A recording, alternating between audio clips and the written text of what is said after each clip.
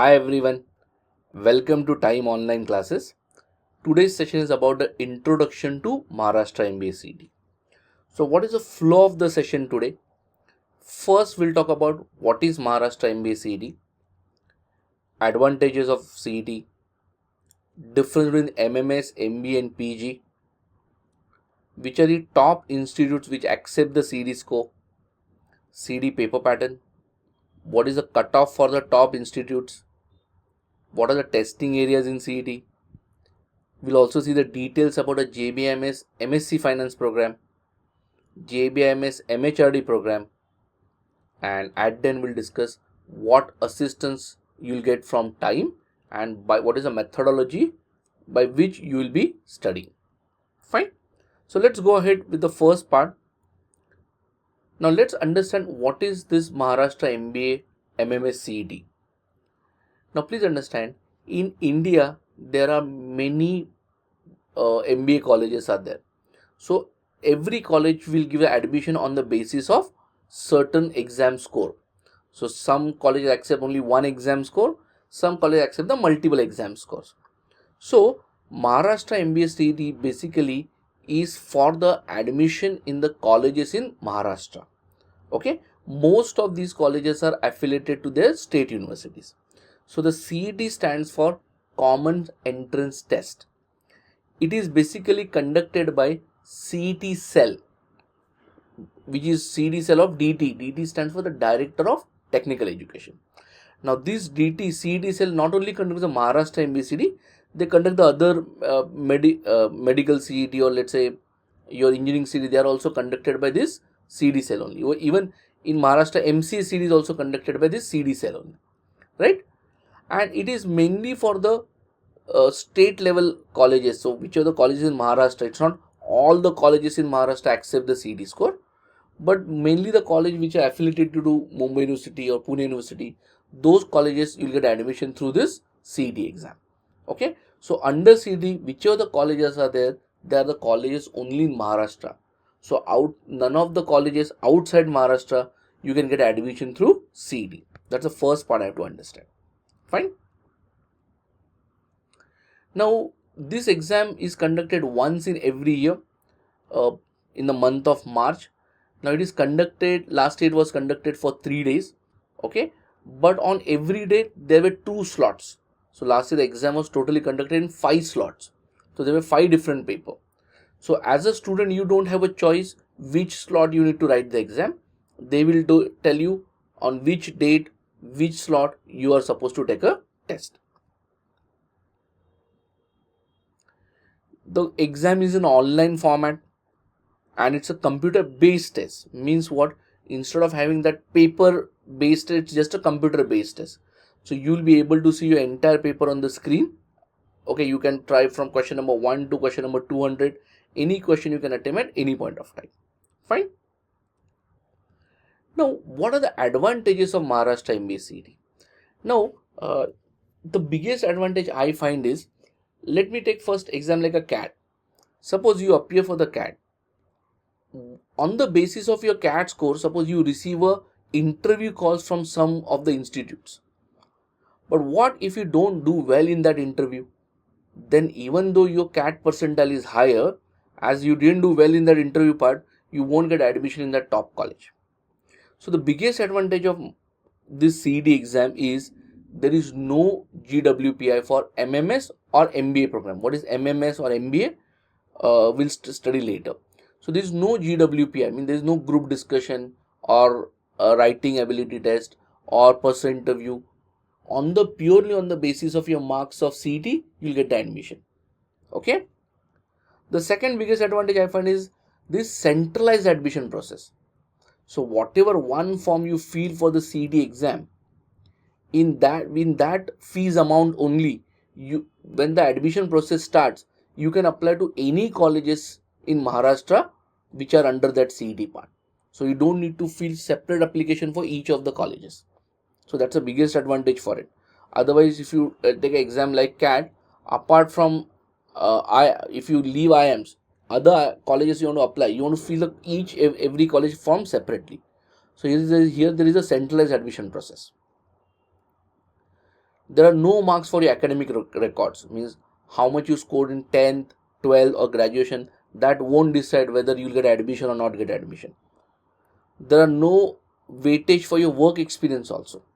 Okay, so no additional marks or nothing for that work experience part also.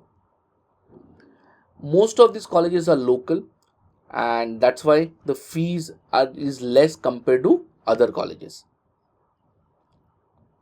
Okay, now here we'll see that seat distribution later, but if you look at university wise, so for every student there is something called as a home university.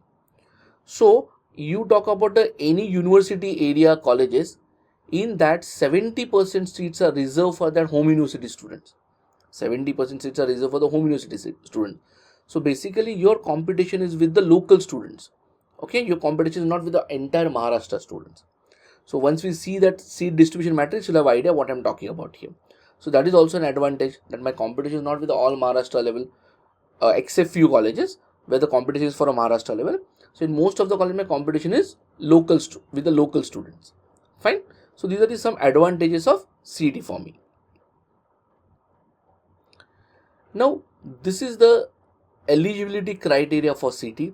Now this I've exactly copied from your CET notification, so that if you have any doubts about your eligibility for CET, you can go through these wordings and you can check whether do you fit in that criteria or not. So the criteria is simple. If you want to be eligible to take CET, what you need to understand, you score minimum 50% marks in aggregate or equivalent, or at least 45% in the case of backward class categories and person with disabilities belonging to the Maharashtra state only. Okay, so I'm talking about backward class persons belonging to the Maharashtra state only. So if you don't have, you're not a domicile of Maharashtra, then you don't have that reservation part also. You're getting my point? So in short, if you in graduation, in your degree, you should have minimum 50% marks, and for a reserve category student should be minimum 45% marks, then you are eligible to take CET. Now once you cross that 50% part, then whether you have 80% or 90% or 100% doesn't matter. Okay, so what if I'm in a final year of the exam, final year of degree? Yeah, if you're in a final year of degree also, still you can take the CET part, but you need to submit your mark sheet or your degree certificate till a particular date. Generally that deadline is 30th August or 31st August or 30th of September. So before that you should be able to submit your mark sheet of the final year. That's the only criteria. In that you should score 50%. Fine. So I hope everybody will be scoring at least 50% in their graduation part. Okay. Now, before going for the which are the institutes which accept the CET scope, please understand I should have a little bit idea about which are the top colleges all India level. Okay. So what we have done at time, we have done one B school categorization. So we have given a ranking to the colleges. Okay. So these ranking is available on our student on our website.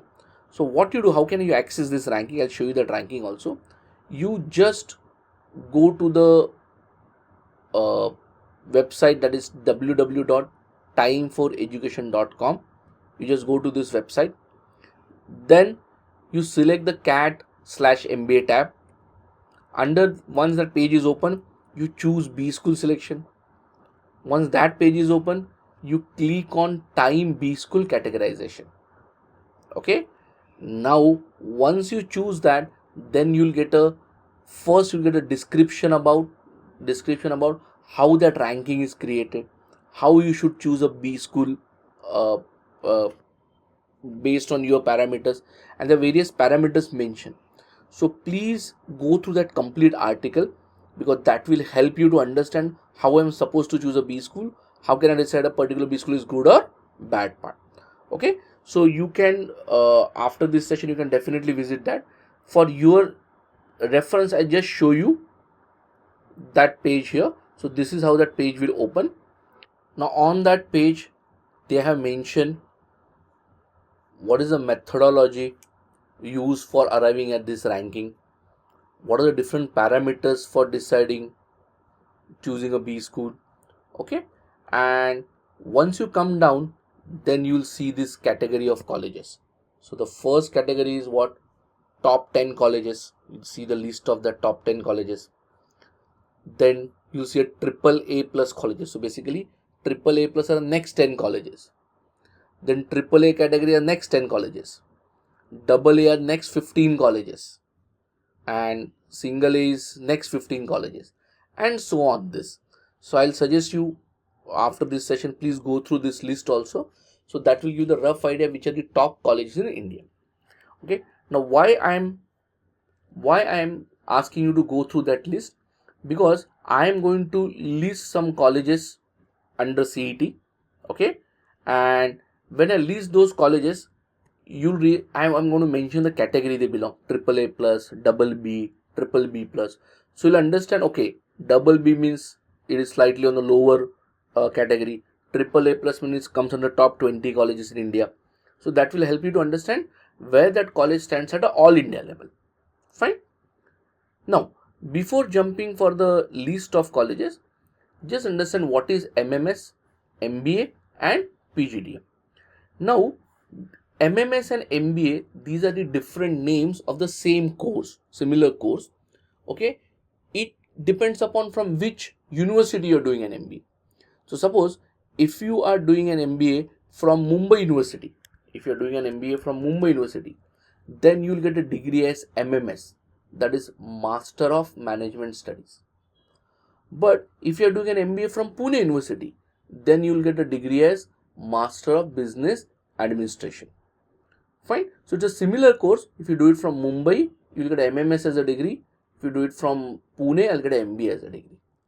So for MMS as well as MBA, the admission is through the centralized admission process. Means you fill one form and through that you can apply to all the colleges in all the universities in Maharashtra. Okay. Now, what is PGDM stands for? PGDM stands for Postgraduate Diploma in Management. Now, there are many colleges in Maharashtra there which have sometimes MMS course also as well as PGDM course also. So what is a PGDM course? PGDM is their own autonomous course designed by them. So they will design their syllabus and they will conduct their own exam. So when I talk about MMS and MBA, the syllabus is designed by that particular university to which that college is affiliated, and that university will conduct their exam and university will provide them a degree. Now some of you might be confused here with the word postgraduate diploma in management. Why the word is diploma?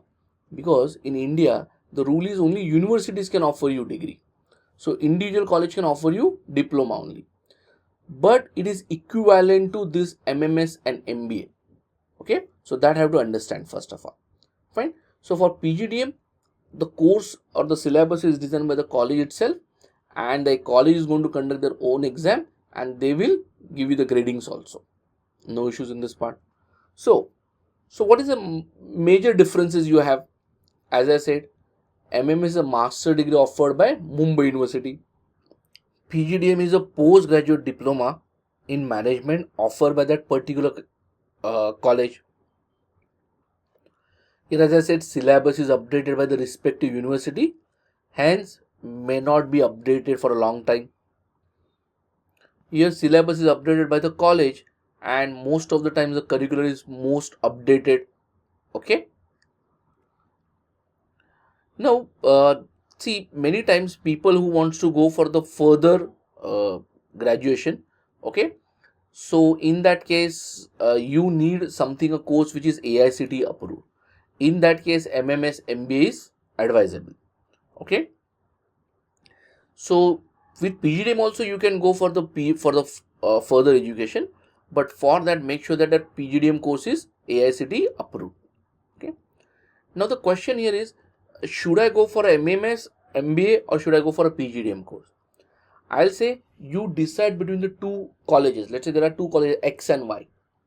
If X is a better college than Y, so even in college X you're getting a PGDM course, I should prefer college X over Y.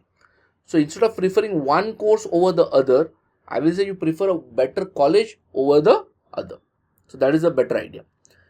See, though these are the two different courses, MMS, MBA and PGDM, there will be two separate batches in colleges. But for the placement purpose, okay, for placement the students are pulled together. So while recruiting, companies don't differentiate between whether the student has done MMS course or whether the student has done PGDM course. So that is the reason I say you prefer a better college rather than the course part. Okay, let's move ahead. Okay, now I am giving you the list of the top colleges accepting the CD score. Okay, now this is for the MMS course. So when I talk about the MMS or even if I say MBA, okay, I am talking about the colleges which are allotted by a centralized admission process. Fine. So one more point I just want to clear. When I talk about a PGDM, so when I want to admission in MMS or MBA, through that centralized admission process, without paying any extra fee, I can get into any college in Maharashtra. However, for the PGDM course, you need to apply for each and every college individually. Also, for MMS MBA, the admission is purely on the basis of your CET marks. For PGDM, on the basis of your CET marks, you will get a call for the second stage. What that second stage will involve? That second stage might have a group discussion, might have a writing ability test, or definitely will have a personal interview. So it might happen that you apply to a particular college for a PGDM, you have a good CD percentile, but if you don't do well in that interview part or a writing a test part, then writing ability test part, then you may not get admission in that college. So here in PGDM, the admission is not purely on the basis of CD score. Also, whichever college you are interested, for each college you need to apply separately. And when I say apply separately, it will involve application fee also. So application fee might range from 2,000 to 3,000 rupees for many colleges. Fine. So if you have decided to apply for 5 colleges, then for every college you have to pay an application fee. So that is again a difference between the PGDM and MMS course. So I'm going to, there are certain colleges which have both the courses. They have MMS also, PGDM also. There are few colleges which have only MMS but no PGDM. Or there are few colleges which have only PGDM but no MMS. Fine. So I'm just first give you the list of colleges which are having that MMS course. And when I'm saying, see, when I'm talking MMS, means centralized admission process. It might be MBA. You can refer that as a MBA when I'm talking about the other than Mumbai University colleges, right? So look at the first college in the list is Jamnalal Bajaj Institute of Management Studies. In short, it is called as a JBIMS. It is a AAA plus category college. That means what? It comes under the top 20 colleges in India. So look at, if you see our category, it was AAA, then it was AA, then A category. So Sydenham comes under that A category college. Sydenham Institute of Management Studies, it is in Mumbai. It comes under that A category college. Then Wellington Institute of Management in Mumbai comes under BBB plus category. Then Pumba, that is Department of Management Sciences, Pumba, University of Pune, that comes under the BBB category.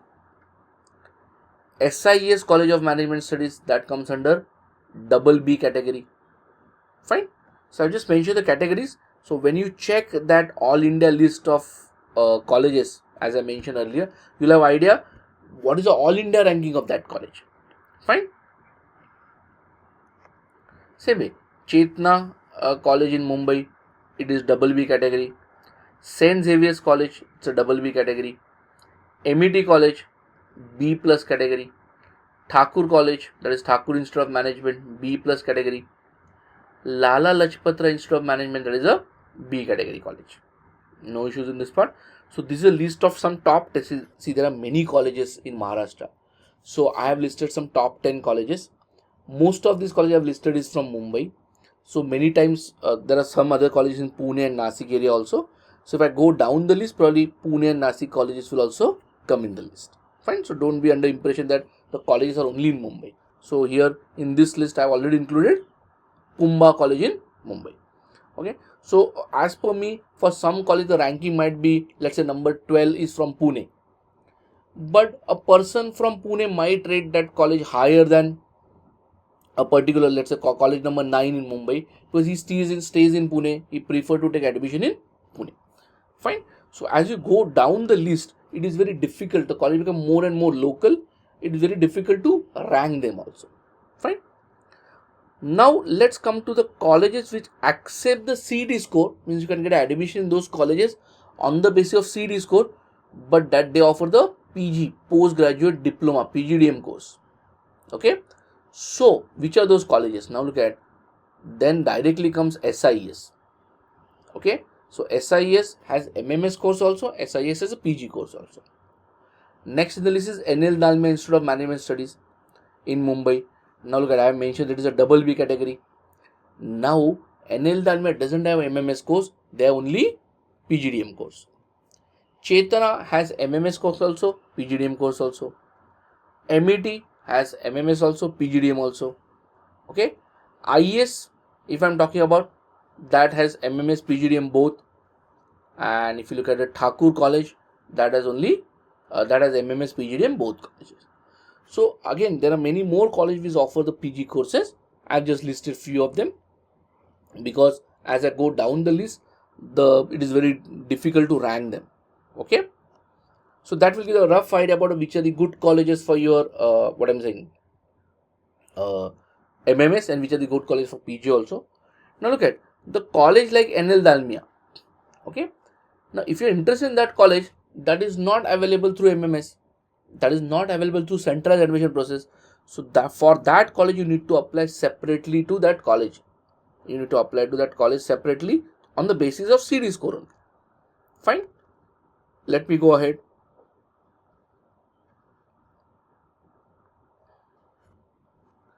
Now, what is the seat distribution for MMS MBA? Okay, just understand this. Now, in a particular college, there are about total 100% seats are there. Now, when I'm talking about these 100% seats, I'm talking about the seats available for that centralized admission process. Fine. Now, out of these 100% seats, 85% seats are reserved for the Maharashtra students, and remaining 15% students are reserved for the All India students. Now, when I talk about a Maharashtra student, doesn't mean that you are staying in Maharashtra, you come under that Maharashtra student category. Okay. There are various, you can go to CDCL website. They are given a various definitions of Maharashtra candidate definitions. But for that Maharashtra candidate, the definition, the basic definition is, the first thing, you should be a domicile of Maharashtra. Okay. In some cases, the condition, the father can be a domicile of Maharashtra also. So those technical things you can check. But the basic condition, you should be domicile of Maharashtra. You should have a domicile certificate of Maharashtra. In case you don't have a domicile certificate, then you should have a birth certificate which specifies that your birthplace is in Maharashtra. Then you will be counted as a Maharashtra candidate. If not, then you will be counted as an All India candidate. So I'll come back to that All India candidate part later. So which of these 85% seats are reserved for Maharashtra students? In that, there is further categorization as home university students, outside home university students. So suppose if I take a particular student whose home university is Mumbai, again, to define that home university, again there are various rules are there. But generally, if you have done your 10th, 12th and graduation from, let's say, that particular university, then your home university is that. So for example, for a Mumbai to be home university, if you do 10th, 12th graduation from Mumbai, then your home university is Mumbai. So out of that 85% seats, 70% seats are reserved for the home university students. Okay. Remaining 15% students are reserved for the outside home university students. Suppose I take a particular college in Mumbai, okay, which has a home university quota. So in that college, 70% seats are reserved for the Mumbai student. 70% seats are reserved for the Mumbai student, because that college home university is Mumbai. But there are people from, let's say, other cities, Pune, Nasik, Aurangabad, Solapur, Kolhapur. They want admission also in Mumbai. For them, there are only 15% seats are there. Fine. Now, some of you worried that, okay, I am from outside Mumbai, I'm interested in colleges in Mumbai, I have only 15% seats. So you might feel, okay, the competition is tough, only 15% seats are there. Now one way to look at it is only 15% seats are there. One way to look at it is, okay, my competition is not with the Mumbai students. So maximum number of candidates are from Mumbai. So my competition is not with the Mumbai student, but my competition with the outside Mumbai students. In that also, outside Mumbai student, how many students are ready to migrate?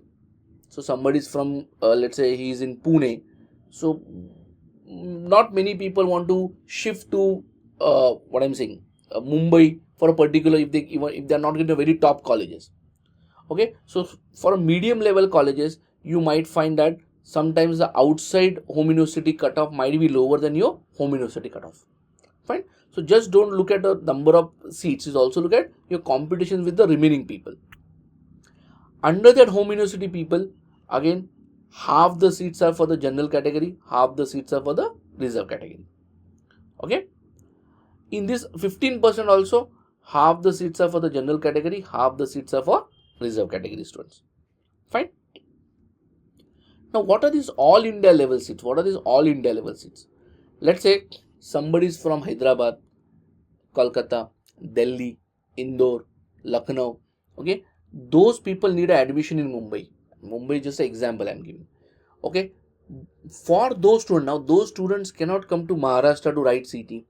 Even now CET centers are available outside Maharashtra also. But still, not everybody can take a CET exam. So what is for them? It's a all India quota. So for those people who are outside Maharashtra, there are 15% seats. But it is not only for the outside Maharashtra. It is a all India seats. Means you being a Maharashtra student also can compete for that 15% seats. But they say to get the admission those 15% seats, they accept the scores of CET, CAT, ZAT, okay, MAT, ATMA, CMAT. So any of these scores can be used to get admission in this all India level seats. Okay.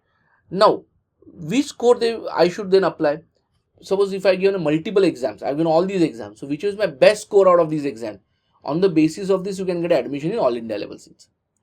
So why I'm clarifying that point?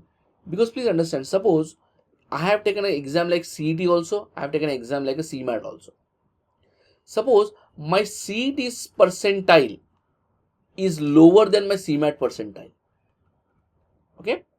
So it might happen that my CET percentile is very low, my CET score is low. So I'm looking for a particular A college.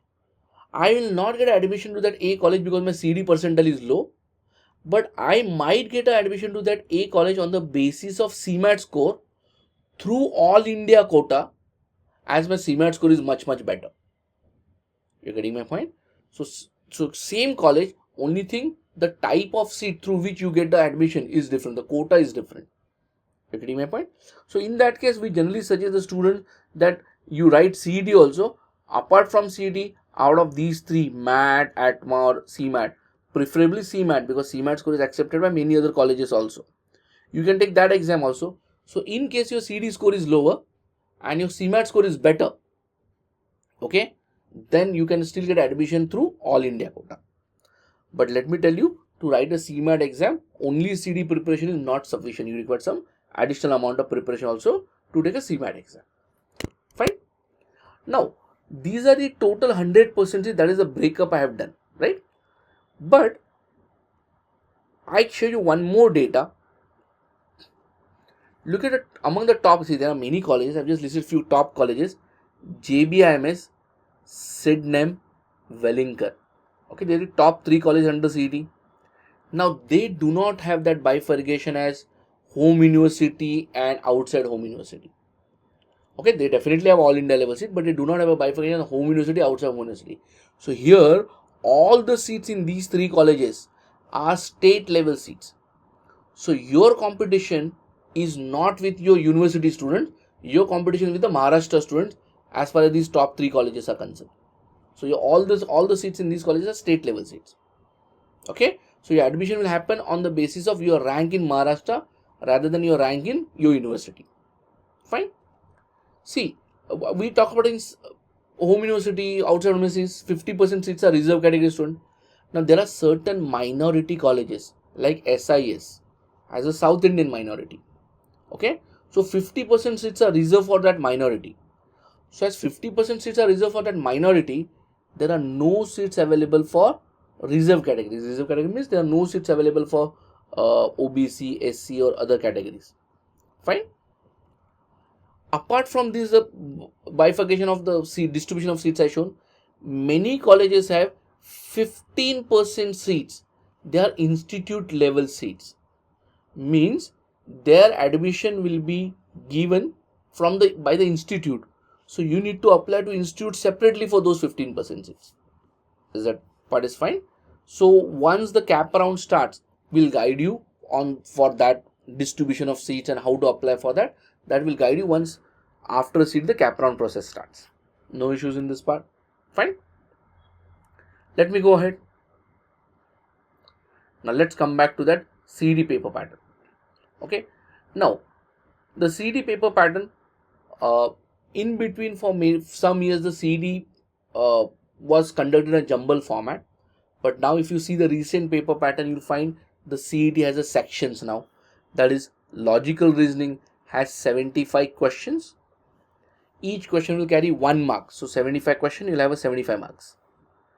Abstract reasoning will have 25 questions, 25 marks. Quantitative aptitude, that is a maths, DI, DS part, 50 questions, there are 50 marks. And verbal ability and reading comprehension, that is your English part, that is 50 questions, 50 marks. So total there are 200 questions and each question carries 1 mark. Now I show you the further details about the exam. What is the duration of the exam? Can you see the duration of the exam? It is 2 hours 30 minutes. That is 150 minutes. So 200 questions I have to attempt in 150 minutes. So if I decide to attempt all the questions, on an average I get 45 seconds to attempt one question. So that's why CET is a speed based exam. So in CET a practice is very much required. For every question there are 5 options. Now though the exam is section wise, there are 4 sections as I said, you can attempt any question number at any point of time. So you decided, no, I'll attempt the question in reverse order. First I'll attempt question number 200, then question number 190, that is possible. Fine. There are no sectional cutoff. Sectional cutoff means what? As much as the passing marks, that you should score minimum so much in every section. So for example, suppose somebody decided that I will not attempt the entire maths, I'll attempt all 150 questions and I get all 150 correct. Still you can get a decent percentile. Okay, that strategy is not proper, but that's what I'm trying to say. There are no sectional cutoff, that there is no compulsion that for every section you should attempt only. Okay, there's no negative marking. So you get one question correct, you'll get 1 mark. One question wrong, no negative marking for it. Fine. So that is about your CD paper pattern. Now what are the if you want details about under that each section, what are the different types of questions are asked? Okay, so what I'll suggest you better go to our website and look at this. This is the screenshot of our website, and once you go to our website www.timeforeducation.com, look at, you just click on this test analysis. Fine, just click on this portion. So once you click on this, how the page looks like, I just show you.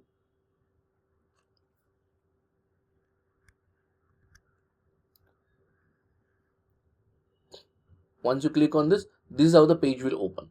Now here in that exam section, I just zoom it. In that exam section, you select whichever exam you want. It is not only about a CD, whichever all India exams are happening, all the exams are mentioned over there. So suppose if I select as a Maharashtra MBA CET, then which year? Look at, from 2015 to 2024, all the exam analysis is given. So I click here 2024. Then in 2024, the exam was conducted in 5 slots.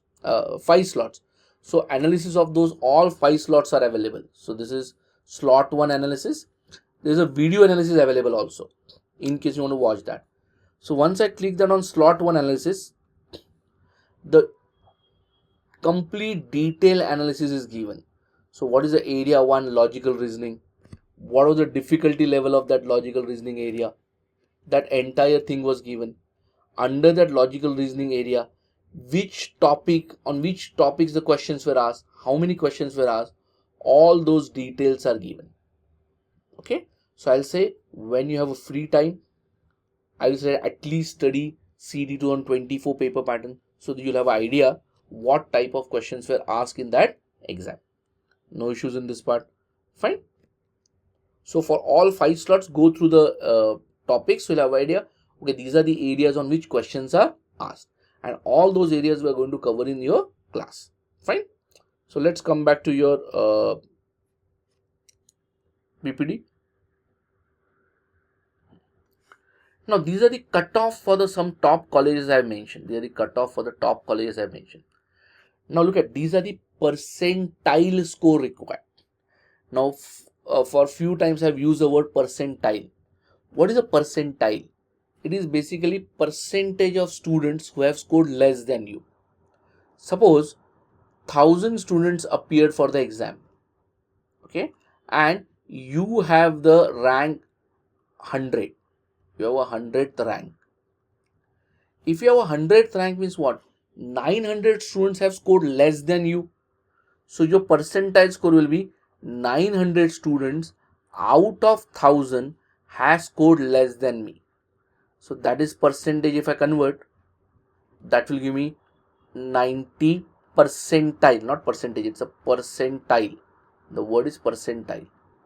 Okay, so percentile indicates the percentage of students who have scored less than me.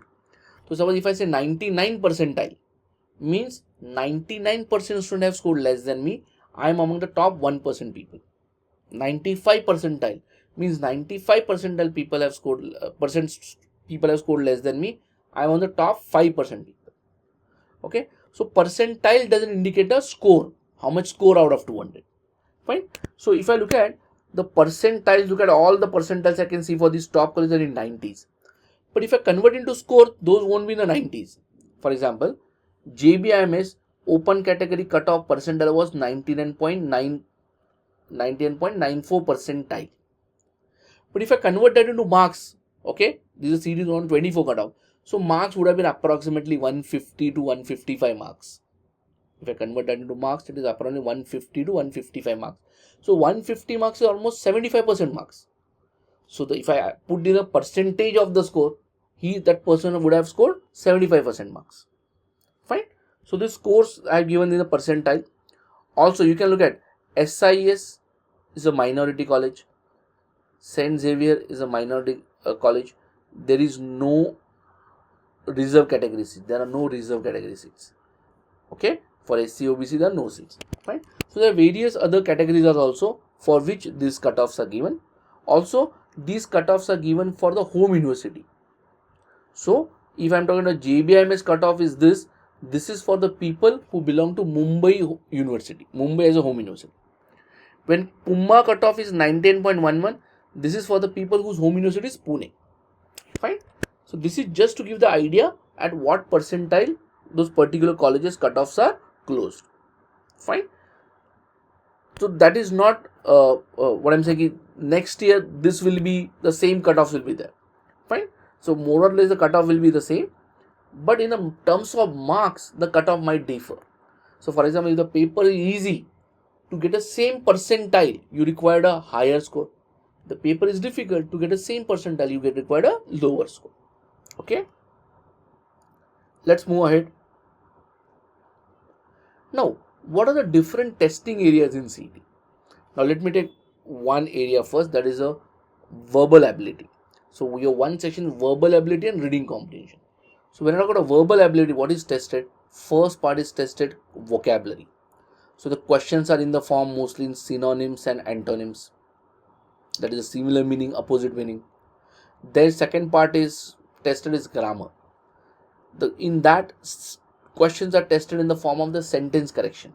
They will give you a sentence and they will divide a sentence into 5 parts and they'll ask you which part of the sentence has an error, that you need to find out. Okay. Then language uses related skills are tested, that is tested in the form of the fill in the blanks part. And verbal reasoning is tested with the vocabulary part, that is in the form of analogies. So what are these exact types of questions? Unless you study the topic, you'll not understand what I'm talking about. So as you start studying your topics, you'll realize, okay, what these are the types of questions which I need to prepare for the exam. In verbal ability, the important part is, another part is reading comprehension. So reading comprehension is not new to us. They will give you a passage. So it's not only one passage, most of the 2 or 3 passages are given. On each passage, there will be around 4 to 5 questions are asked. With the help of understanding of that passage, I have to grasp the information quickly from that passage, and I have to answer the questions asked based on that passage. Fine, that's a reading comprehension part. When I come to the quantitative ability part, now it's a quantitative ability is one section.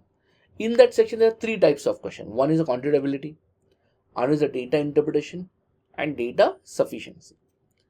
Now, for quantitative ability part, what you have to understand, what are tested is basically your school level basics.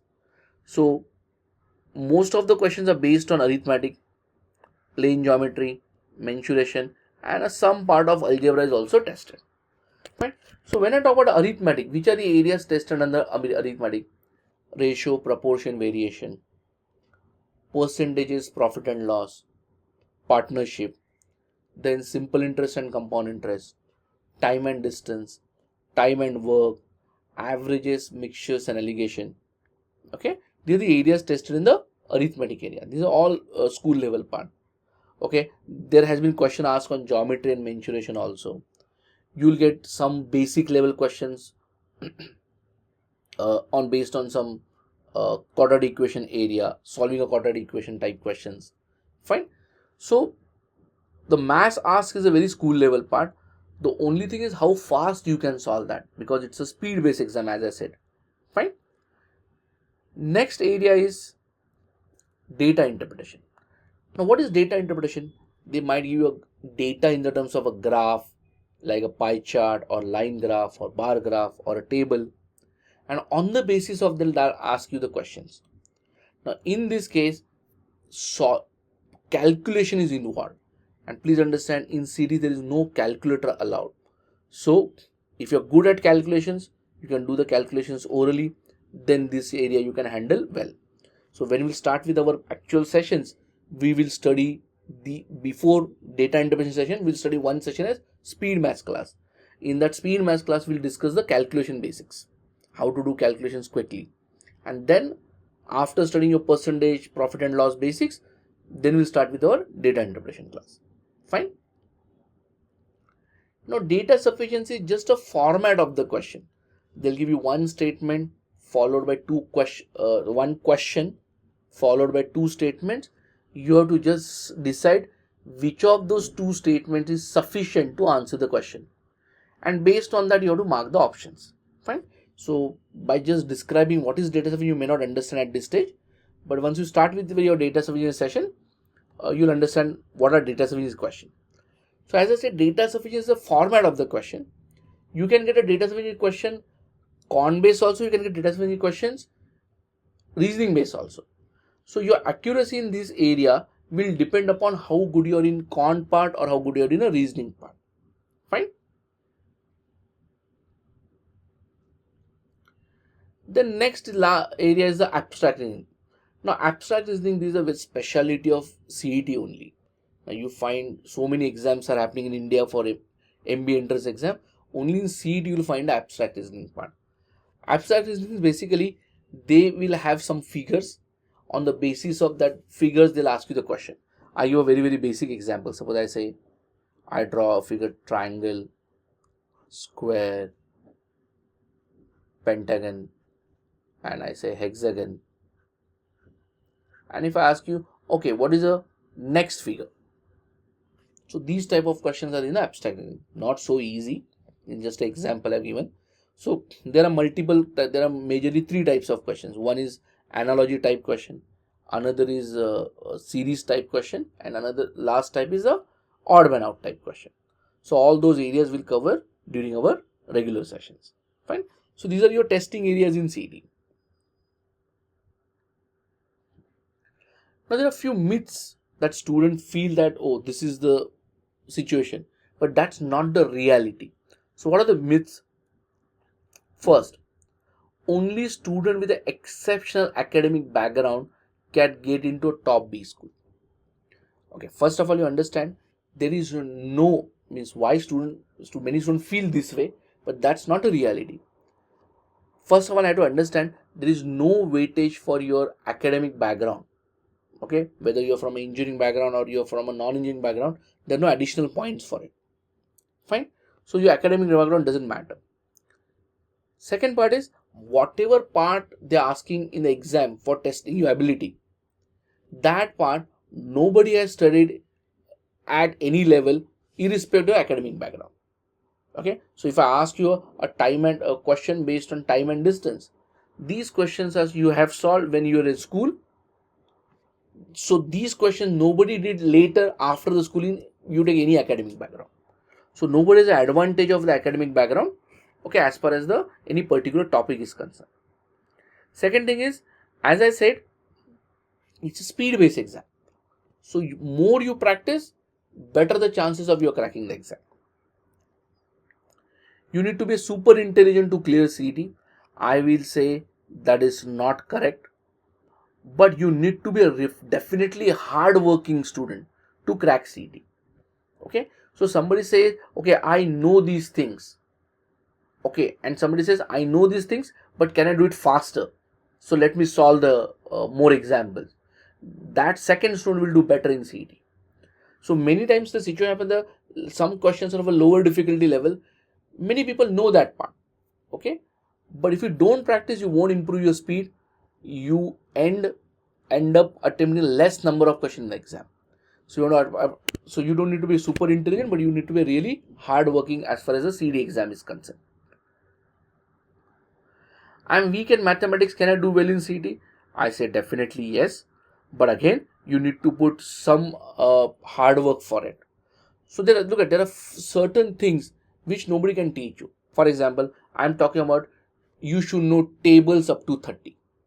Now, how can I teach you table? Okay, you should know squares up to 30. Okay, so I should know the values from 1 square to 30 square. I should know the values of 1 cube to 30 cube. Not 30 cube is very big.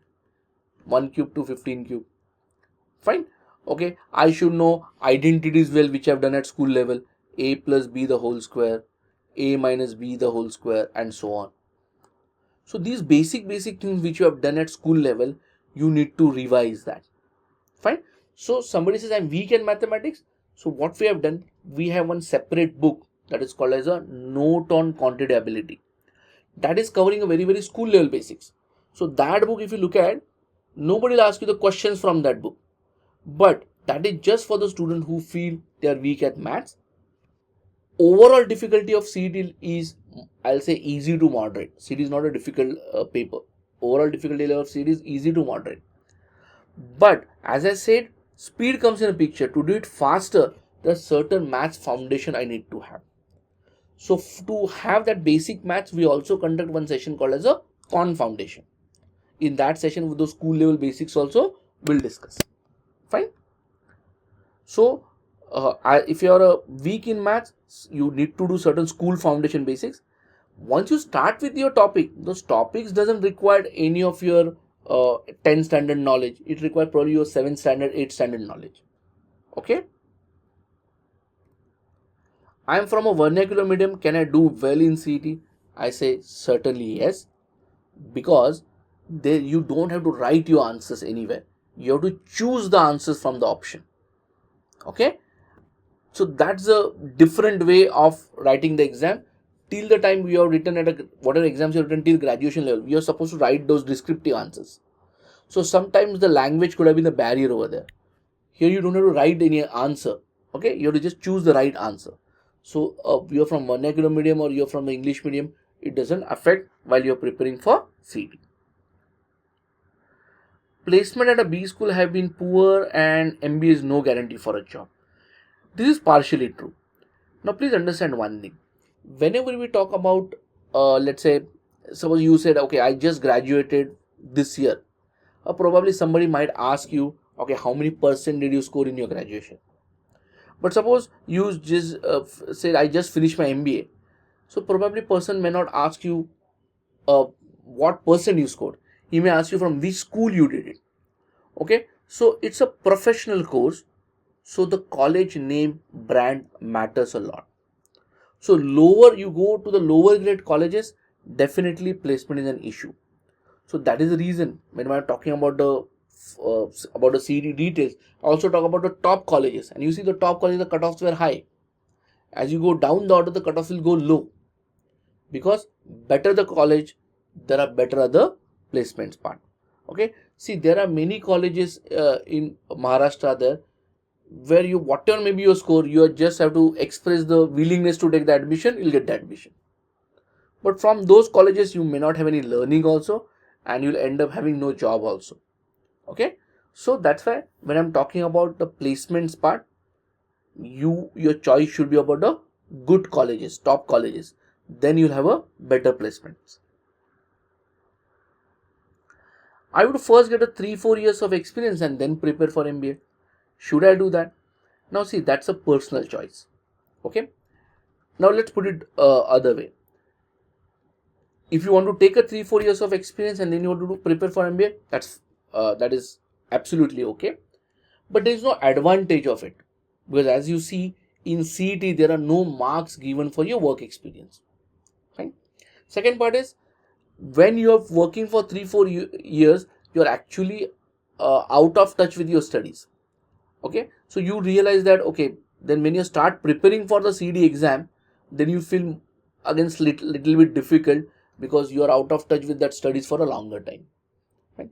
Not only while preparing for that exam, once you enroll in the actual course, you'll realize that the people who top that course syllabus are mostly the freshers. Okay, because they're in touch with that studies part. Fine. So if you really don't have any real need of working, I'll say if you're a fresher, immediately go for your MBA part. That is better. Fine. Now, how the entire process of this CET application goes through. The first is a CET exam application process start. Now, this starts somewhere in the month of Feb. Then once you fill that application form with all other details, CET exam will appear in, now see, will be in the month of March. Then within 15 days or within a month, there is no fixed schedule for that. So suppose if I say somewhere after a month, they declare the result also. Somewhere in the month of April or March and or April, they'll declare the result also. When you apply for the exam, you actually don't need to upload any documents. So after the CET result, suppose your score is good and you realize, okay, I'm going to get a good college, then you'll try to apply for the CAP round. CAP round is a centralized admission process. Okay, to eligible for the central admission process, there is a document verification happening. So they'll verify your 10th mark sheet, 12 mark sheet, your graduation mark sheet. If you belong to any reserve category, they require your caste certificate, they require your caste validity certificate. Okay, fine. If you belong to OBC category, they require a non-criminal certificate also.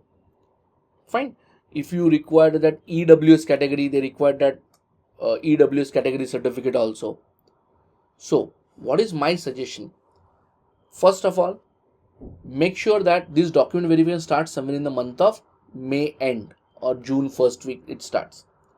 Okay, so after the exam and till that May, you still have enough time.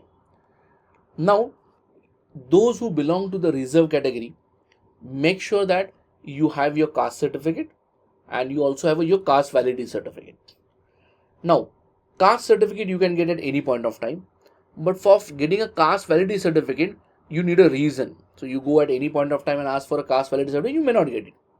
So when you fill that CD application form, you'll get an hall ticket. On the basis of that hall ticket, you apply for the caste validity certificate. So if you have all the documents in a correct order, within a month you'll get that certificate. Fine. So when the document verification stage comes, you have your caste validity certificate with you. Also for OBC candidates and I think for NT candidates also, you required a non-criminal certificate.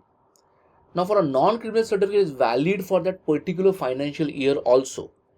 As document verification is happening in May, you should apply for non-criminal certificate after March. So you take the exam in March. So after 31st March, as early as possible, you apply for that non-criminal certificate. Because for OBC candidate, that certificate is compulsory. Without that, you won't get that benefit of OBC reservation. Fine. So you apply for that certificate. Now you go to CDCL website, list of all the documents is available. So for example, let's say I'm from a general category, but to be eligible for that Maharashtra seats, I should have a domicile certificate or a birth certificate. Okay.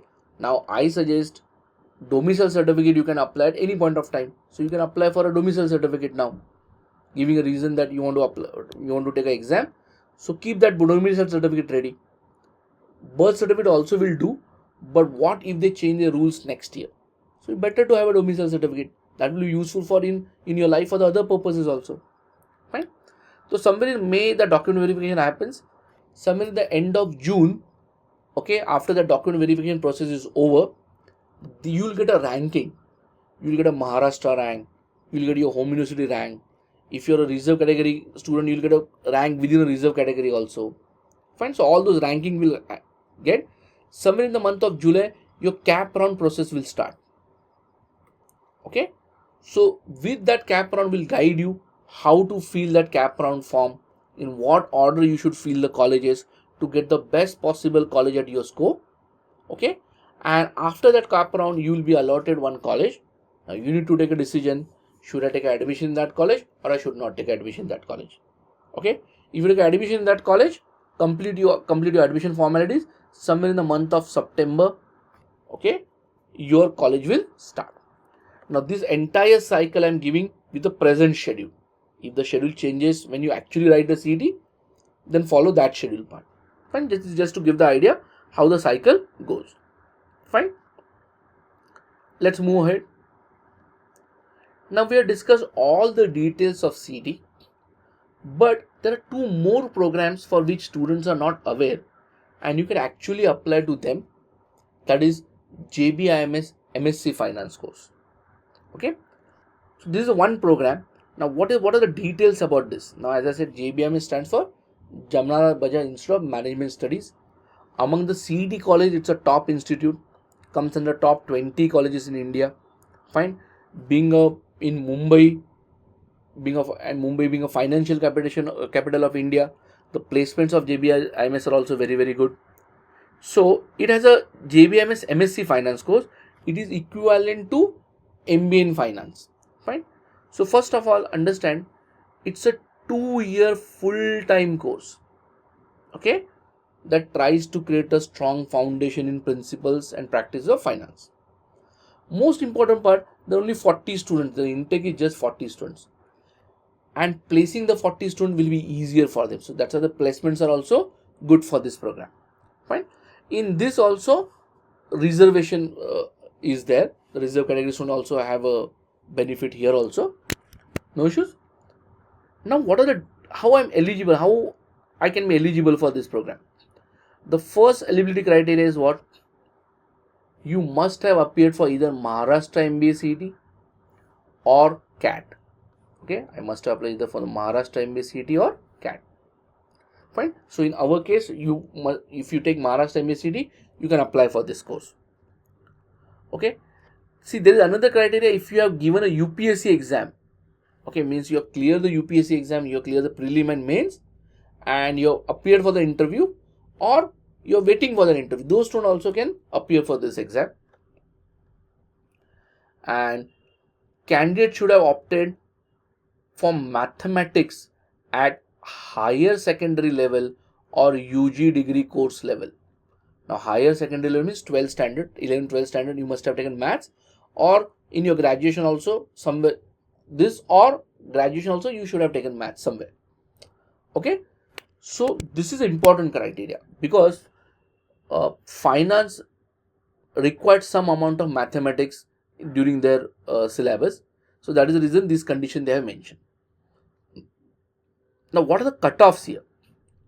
They already declare the cutoff. So basically if you are scoring less than that, better you not apply for that course. So who can apply to this?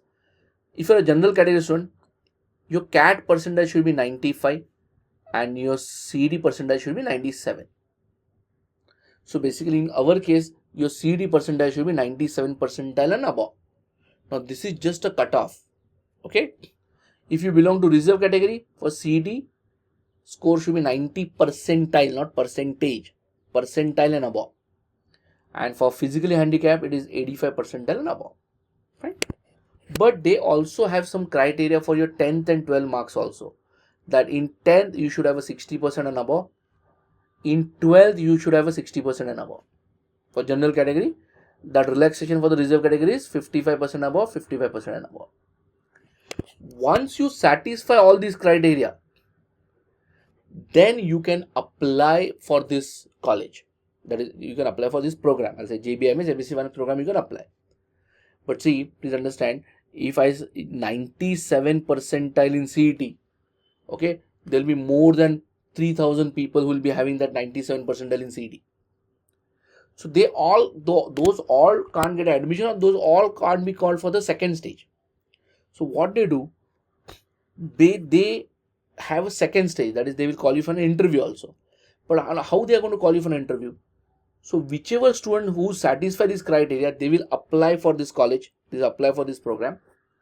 For those candidates, they will calculate application rating score. They'll calculate application rating score. How the application rating score is calculated?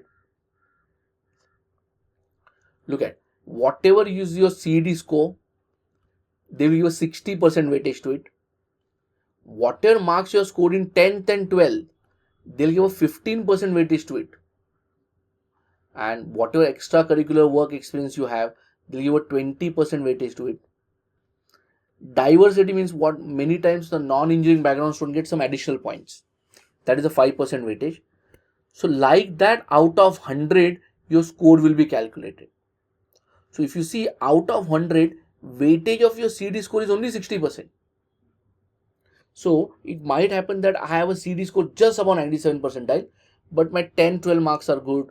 I have some extracurricular or work experience. Okay, then my overall score might increase. Right? So this is how the application rating score for all the students who have applied will be calculated. Now, out of those which are applied, once they calculate that application rating score, approximately 400 candidates will be called for the in-person assessment based on their application rating score. Now, what that in-person assessment involves, I show you. So that in-person assessment will have three parts. One is a group activity, one is a personal interview, and third part is a writing aptitude test. Now, writing aptitude test generally either in the form of essay writing or in the form of you write a statement of SOP, statement of purpose for that program. Okay. So here for this program, it is mainly in that SOP format. Fine. So these three areas, so they will give some group activity. So group activity will have a 20% weightage. Personal interview look at have a 60% weightage. Most important, personal interview has highest weightage. And the writing aptitude test has 20% weightage. So you will get an out of 100 score in this part based on your performance in group activity, personal interview and VAT. Fine. Now look at, you already had an application rating score, and now in-person assessment also you got some score. On the basis of these two, your final score will be calculated. So how? 0.6 means 60% of your application rating score. 0.4 means 40% of your in-person assessment score. You add that, that is your total score. On the basis of that total score, you'll get a final admission. On the basis of that total score, you'll get the final admission. Fine. So this table is again a repetitive of what I've explained you earlier. Okay, so this is the 100 out of, on these parameters you get a application rating score. On these parameters you get a in-person assessment score. So first score into 0.6, second score into 0.4, that is your final score. You add them, that's your final score, and on the basis of that your final admission will happen. Fine. So basically here the second stage is also involved. Next, now as I said, there is a reservation for the backward category students also. Okay, so that backward class reservation is there, but the seats are allotted only to Maharashtra domicile candidates. So that's why I said, if you look at that document where I said, if you have a domicile certificate, better if you don't have, you better get it before your exam. Fine. So that various percentage of reservation mentioned as per the government rules.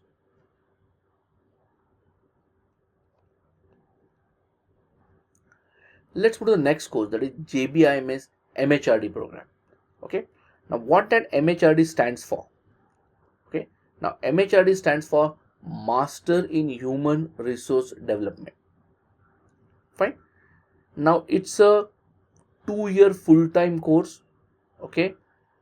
But only specialization is HR specialization, and intake is only 30 students.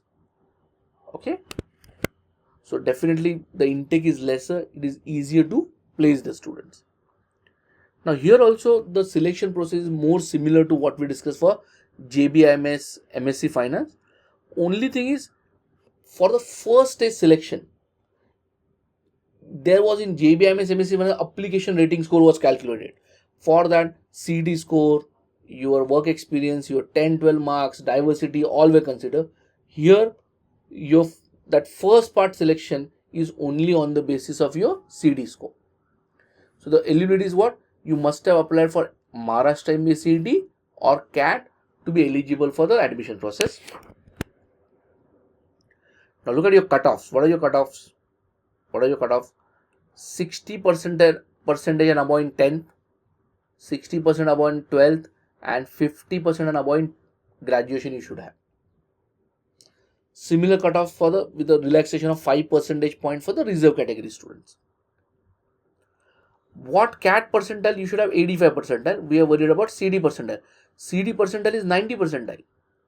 Now please understand, for MSc Finance, CD percentile required was 97.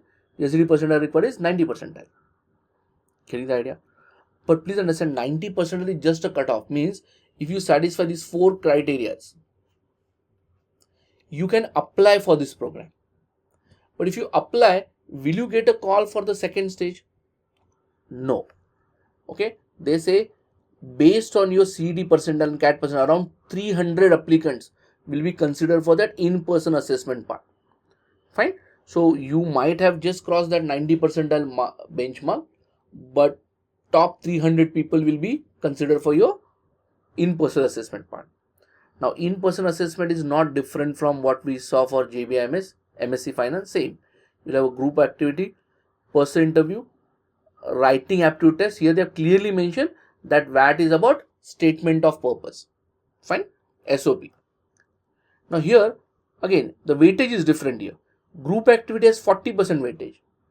PIA has 50% weightage. VAT has just 10% weightage. So out of this 100 you'll get a score. Fine. Then how your total score will be calculated?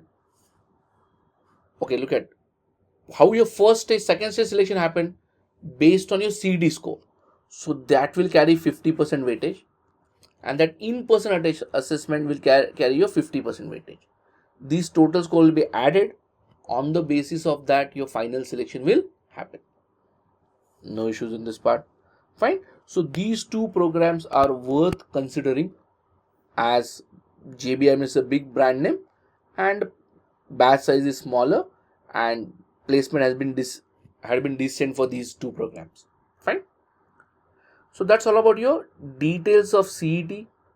This is JBIM. Same. The reservation, as I mentioned, for the MSc, similar reservation is in for MHRD program also, but again it is only for the Maharashtra domicile candidates. Fine.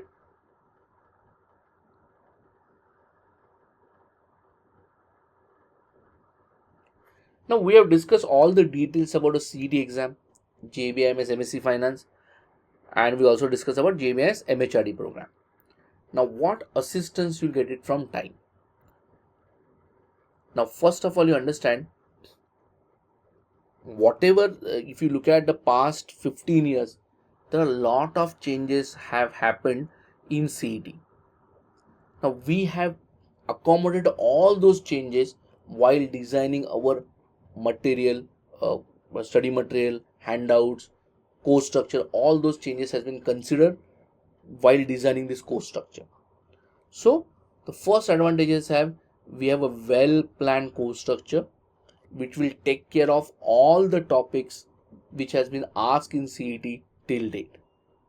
Okay, so what you'll get a classroom handouts, you'll have a study material with solutions, online sectional test, you'll have a all Maharashtra mock series, and we'll also have a self-assessment mock series. So this is what we provide. But how to use that part?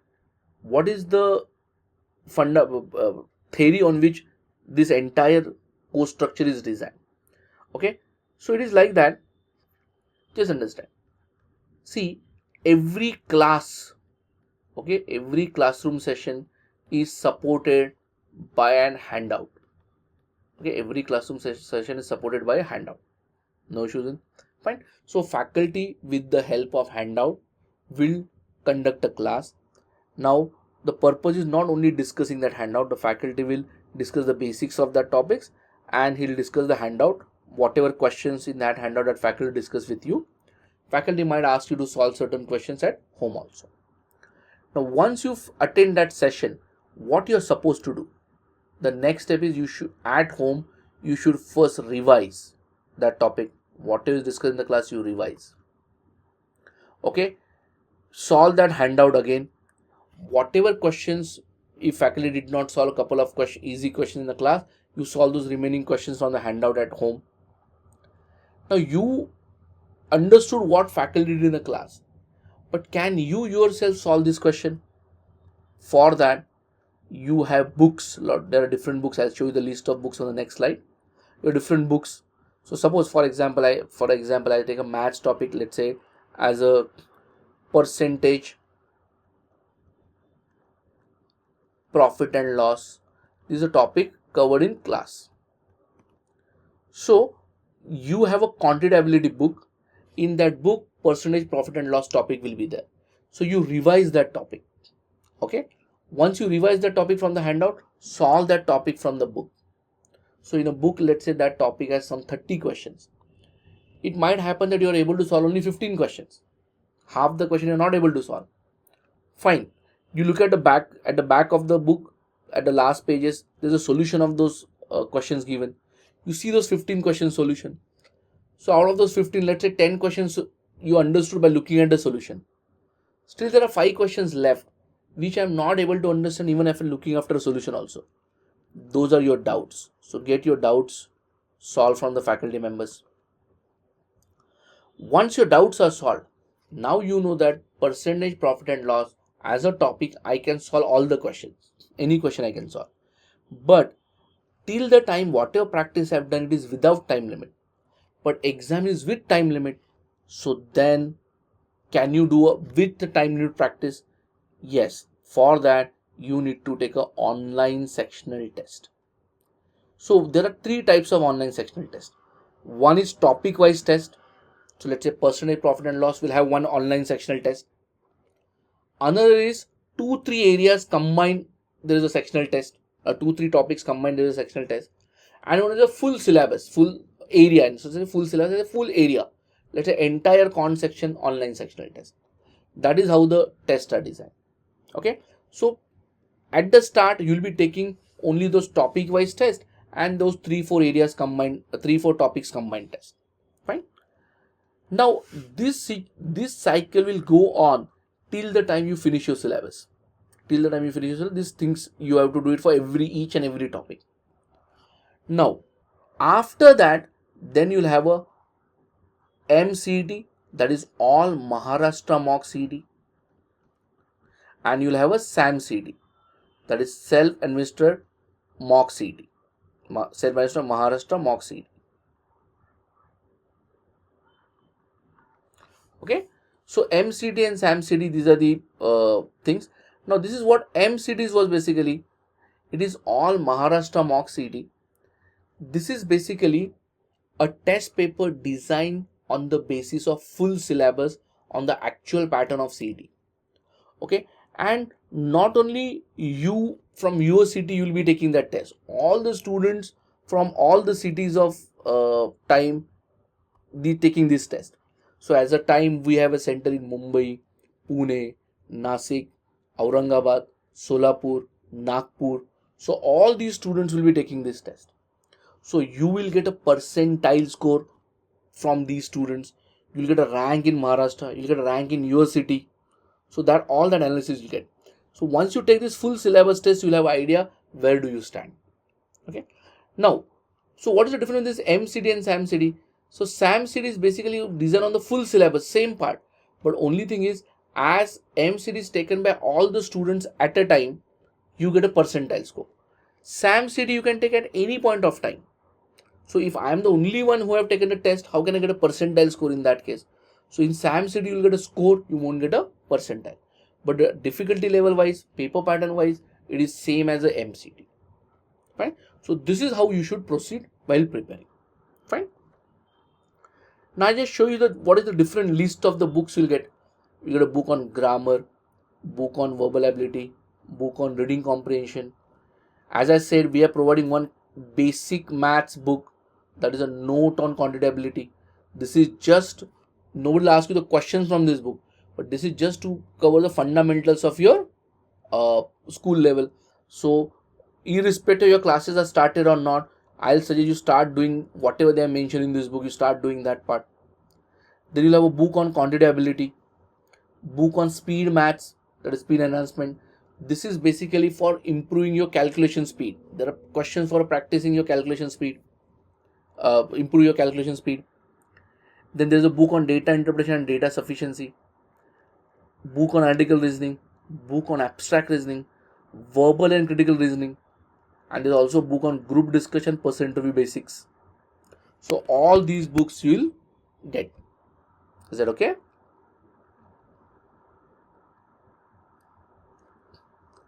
Now, I mentioned that for after you finish every topic, you should take an online sectional test.